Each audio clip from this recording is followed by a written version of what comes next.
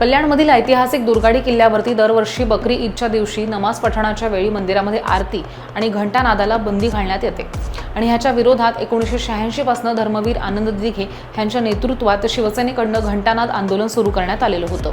पण शिवसेनेमध्ये फूट पडल्यानंतर ठाकरे आणि शिंदे गट हे स्वतंत्रपणे हे आंदोलन करत होते।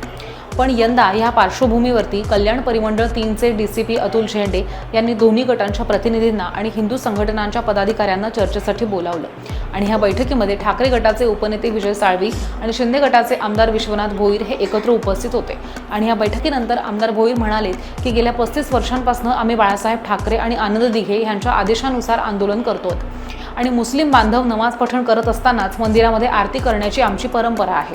त्यामुळे ह्या वर्षी सुद्धा मंदिर खुलं ठेवण्याची परवानगी मिळावी ही आमची मागणी असल्याचं विश्वनाथ भोईर यांनी म्हटलंय।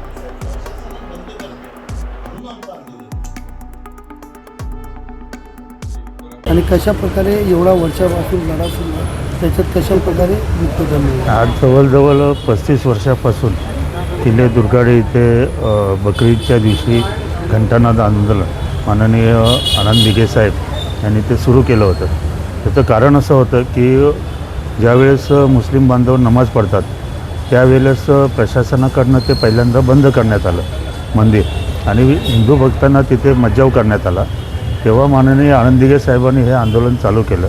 त्याला 35 ते 36 वर्ष झालेले आणि ते त्याच द्वेषाने आजपर्यंत चालू आहे। आता पण येणारी जी बकरी ईद 7 तारखेला त्यावेळेससुद्धा हे आंदोलन होणार, परंतु तत्पूर्वी जर दोन्ही समाजामध्ये समेट घडत असेल आणि दोन्ही समाजाच्या भावना दुखावणार नसेल, त्यांचं पण नमाज चालू दे, हिंदूंना पण मंदिरात दर्शन घेता यावं अशा पद्धतीचं वातावरण असावं, त्यासाठी माननीय डीसीपींनी आज इथे बैठक बोलावलेली होती। आम्ही आमचं म्हणणं मांडलेलं आहे। आम्ही कायदा सुव्यवस्थेचा प्रश्न निर्माण करणार नाही। हे बघा, हिंदू सहिष्णू आहे आणि प्रत्येक गोष्टीमध्ये सहकार्य करणार आहे। आम्हीसुद्धा जरी पॉलिटिकल असलो तरी हिंदू म्हणून आज आम्ही सर्व एकत्र आलो होतो। आमची मागणी फक्त एवढीच आहे की त्यांना नमाज पडू दे शांततेने, आमच्या मंदिरात जे दर्शन आहे ते सुद्धा सुरू राहू दे। कारण जर मागे 3-4 वर्ष असं परिस्थिती होती की नमाज म्हणजे बकरी ईद आणि नवरात्र हे एकाच वेळेस आले होते, त्यावेळेस हा प्रयोग झालेला आहे ना। तेव्हा त्यांचा नमाज चालू होता, इकडे हिंदूंचं मंदिर उघडं होतं।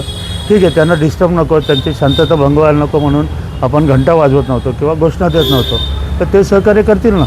ते केलेलं आहे म्हणजे ते पण आता पण करतील ते, परंतु ते प्रशासन त्या गोष्टी मानायला तयार नाहीत। आम्ही त्यांना आता ठणकावून सांगितलेलं की अशा पद्धतीने मंदिर खुलं राहिलं पाहिजे, बाकीचं बंदोबस्त आणि हे करणं तुमचं काम आहे।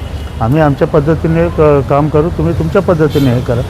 ते आता त्यांनी 2 दिवस मागितलेले आहेत, 2 दिवसात ते काय निर्णय देतात बघूया।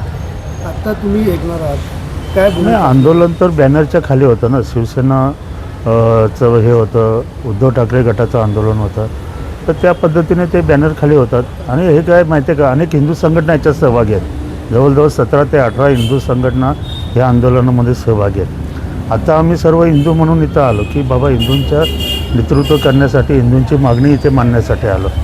पण जेव्हा आंदोलन करण्याचा विषय असेल घंटानादचा, त्यावेळेस ते बॅनर वेगवेगळे असतात ना, तेव्हा पक्षाची ताकद पण दाखवावी लागते की बाबा ठीक आहे माझा पक्ष आणि पक्षात असल्याकारणाने त्या गोष्टी कराव्या लागतात।